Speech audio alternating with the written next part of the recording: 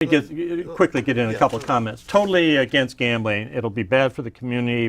Manual, I think this says in Kailua Kona. I am from Pennsylvania. There were no problems with gambling there, nor were there any problems in New Jersey or New York. This is Frank on Oahu. Go ahead, John. Yeah, well, let me just say, I think people ought to just Google 60 Minutes and watch a show called Slot Machines, The Big Gamble. Just go to 60 Minutes on your computer, do a search engine on it, and watch a program called Slot Machines, The Big Gamble. You'll get it. You'll see how people get addicted to this. It's like drug addiction. That's from the National Gambling Impact Study Commission. The people who were mentioned here earlier, Diane Kay is a very fine, courteous woman. I've known her for several years. The founder of the Hawaiian Coalition Against Legalized Gambling, Dot Boblin, is a very fine woman. They have, and the League of Women Voters, and there are 60 groups, I think, that are part of this Hawaii Coalition Against Legalized Gambling. And they get it, including tourism, criminal justice entities. Yeah, and they've looked at these documents. Now, when we testify, we do affidavits under oath, we do depositions under oath, we testify before Congress under oath. These numbers are solid numbers. And the social costs are at least $3, $4, $5. I just say $3 for every $1 in revenues. So it's lose-lose, and let me just mention, for Illinois, which has had the gambling for over 20 years, the polls consistently show that 2/3 of the state want to get rid of it. And in fact, we had a bill introduced a few years ago which passed the House with 2/3 votes, 67 to 42, to recriminalize the casinos throughout the slot machines. Joseph on Oahu asks John, if gambling is so bad, how come not one of the 48 states that has rescinded or gotten rid of gambling? Actually, they have. South Carolina did it. They had a lottery bill, and slipped in under that lottery bill, they got in slot machines. Governor David Beasley, and I challenge you to bring Governor David Beasley here, he spent years trying to get rid of this multi-million-dollar lobbying campaign that stayed right there in the state of South Carolina and would not budge. And they literally wiped the slate clean. He got rid of those slot machines. Their crime rate went down. Their bankruptcies went down. Their tax revenues went up. But I wonder about Senator Solomon and so many legislators who have to deal with a budget down there. And they look at things as like Doug and Waheba. How many locals go to Las Vegas or other gambling states? Well, How John, much money is being funneled out of state because of it? Thank you. Are the people opposed to Hawaii gambling trying to lessen competition for their own business interests? I think he's thinking of casinos in Las Vegas, if I'm not mistaken. Well, the study that you and I both read indicate that about 80%, over 80% of local people take vacations on the mainland. 69% of them take vacations in Las Vegas. It's a huge number. And we're spending about $1 billion a year in Las Vegas. Going out of the state. Okay? Boyd Gaming alone indicates in their SEC reports that they're making $600 million a year off of us and consider themselves to be our ninth island. The study that you looked at indicated that if we had a casino here, 50% of the people that go to Las Vegas would consider going fewer times per year, because many of them go up to 4 times a year, and 42% of them say that they would stay home. If they stayed home, that would keep about $400 million in our local economy that we do not now have. John, somebody asked, what gambling interests do you represent? What are you lobbying for? Who do you represent? I represent Michigan Research Group. It's an organization which, frankly, is from the Ilyich family. I worked for, by indirection, Marion Ilyich from Detroit, Michigan. She is one of the premier people in that state in terms of business, many awards. She's a single woman, owns her own casino, Motor City Casino, so I work for that in Detroit. And I've been working on my own out here, mostly on my own for nothing, over the last 12 years, simply because I believe that we have to have new business in Hawaii. Yes, we do. Okay. You know, I'd like to speak about Hawaii as a gambling destination. You mentioned Singapore, and then of course there's Macau. And Hawaii is never going to be the destination that those places or Las Vegas is. And so really what you're arguing is that you're going to keep our folks home, and I think that's questionable. They like to go to Las Vegas because there are shows and there's glitter, and so we'll see how many of them would stay home. But regardless, you know, Florida, they wanted to build a casino culture there, and the governor fought hard against it and was successful.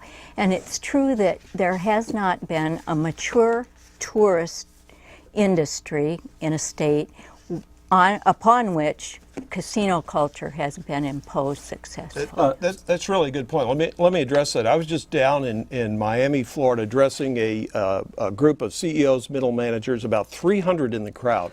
And there were multi-millionaires there saying, we don't want, there's a huge casino proposal for Miami, Florida.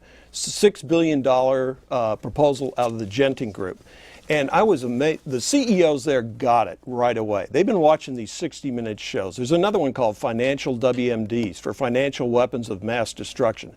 People want to know why we're in some of the financial straits we are today. They ought to watch the 60-minute shows, the slot machines, the big gamble, and Financial WMDs. Now, are these segments of 60-minute shows or a full 60 minutes? No, it's just 10-minute shows. 10-minute shows. Yeah, I think I've you seen put them that. up and you I've get seen them. that. The fact They're is, John terrific. goes all over the Excuse country me, to I'm do this. speaking. Excuse me.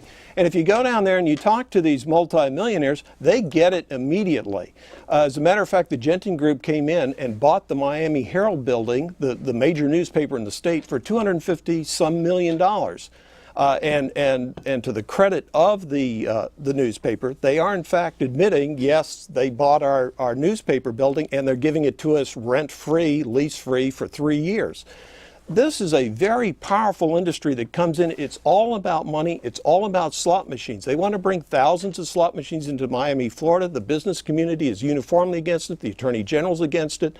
The Department of Commerce is against it, the Florida Department of Law Enforcement, the criminal justice entities. And I remember back in 1994 being down there when Jeb Bush was running for governor. Governor Lawton Chiles was his Democrat governor at the time.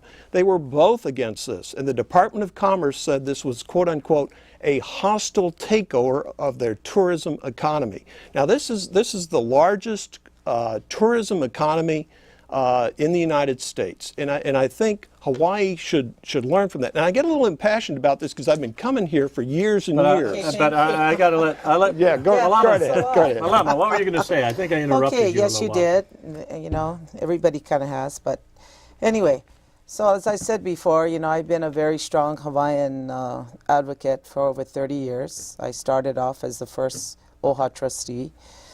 And for the Hawaiian people, we're really looking at gaming as a pathway for us to start to resolve our very difficult economic problems as it relates to our Hawaiian homestead programs. We have over 41,573 persons on our waiting lists in Hawaiian homes. Some people, we've had thousands of people that have died waiting on that waiting list, simply because lots are not awarded unless the proper infrastructure is put in.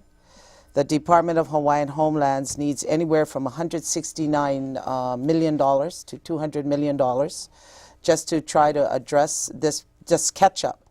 Not to mention, you know, those that are waiting. I'm talking about those that have been waiting for over 20 years, you know, on the waiting list. And I really look upon the whole issue of gaming as really, as I've said earlier, it's a self-determined issue as it relates to the Native Hawaiian people. And although I appreciate what they're saying, and you know, that's their kuleana, you know, but we have a right to make up our own mind as to whether or not we see gaming as an economic tool to be able to help us fulfill our dreams and our fruitions.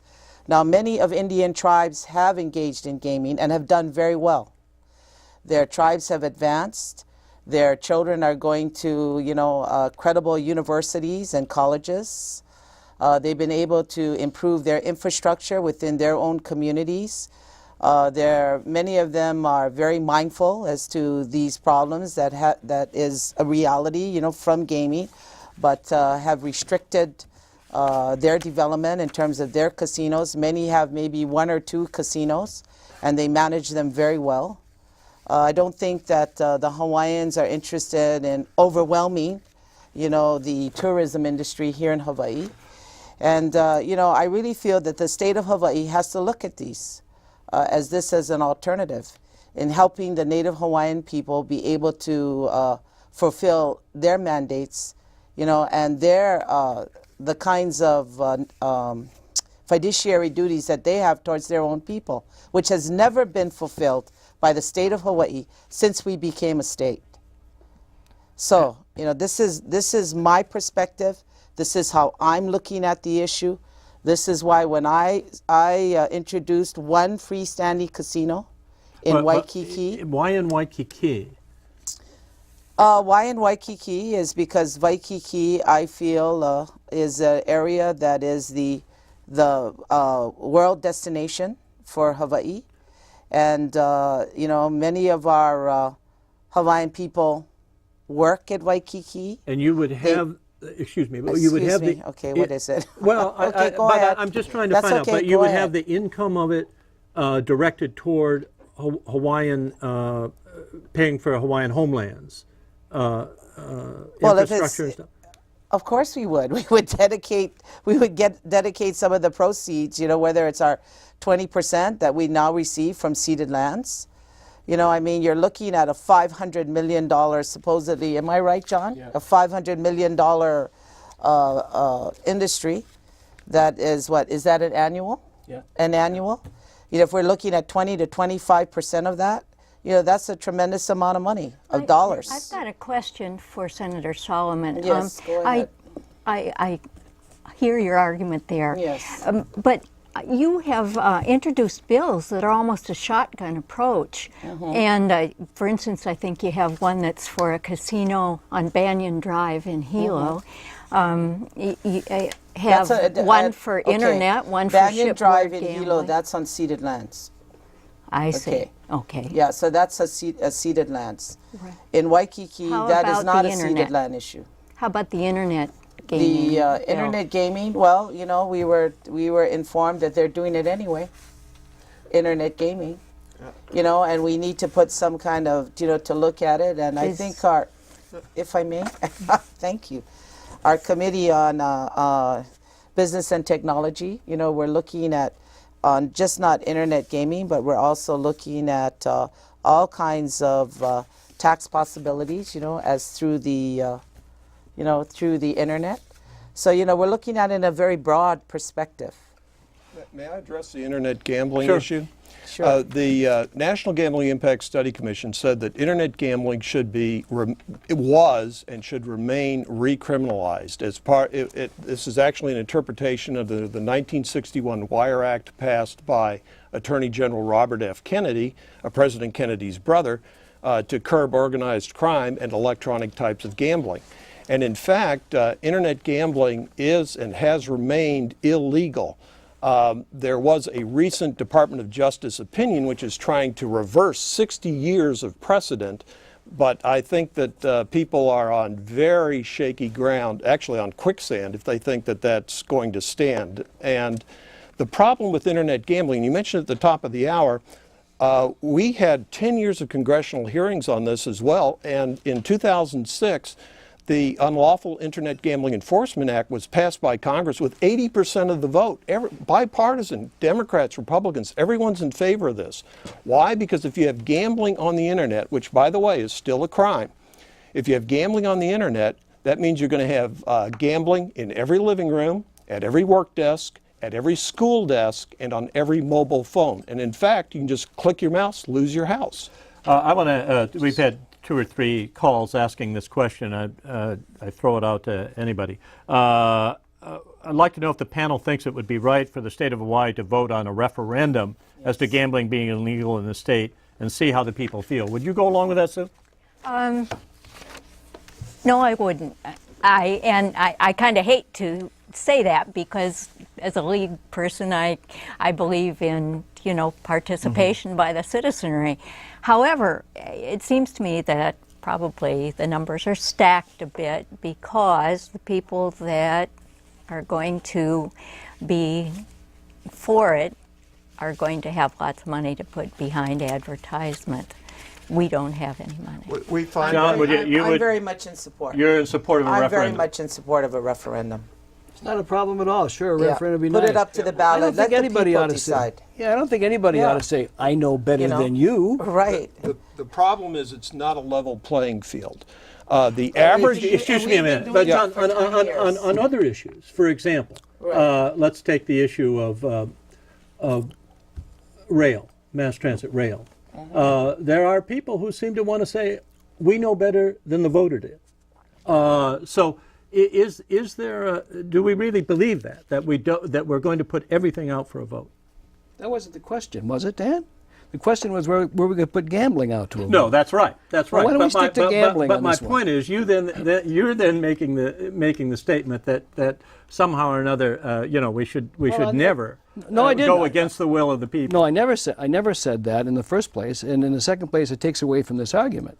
We're talking about this particular argument, and in this particular case, if let the people decide. The anti-gambling people have always said, no, it's not an economic issue, it's a moral issue, and we know better than you, and that's what they're saying right now. As a That's not politician, true. I really feel in It's an Hawaii it should economic go in a issue. referendum because we've been spending a lot of time on this issue for the past 30 years. The This- problem is, I'm sorry, Senator, were you still thank speaking? Well, I was just going to say 30 years. It's taken a lot of our time at the legislature. You know, and to me, I just would like to put it at rest and move on. And that's why we had the National And, Gambling Impact Study this Commission. is why I feel that it should go up as a referendum, and I think the people of this great state should make their own decision. Well, we were talking about polls earlier, and in Illinois, where we've had one of the first states to get the casinos, the polls consistently show that 2/3 of the public would like to get rid of the gambling in Illinois. Why? Because it hasn't worked.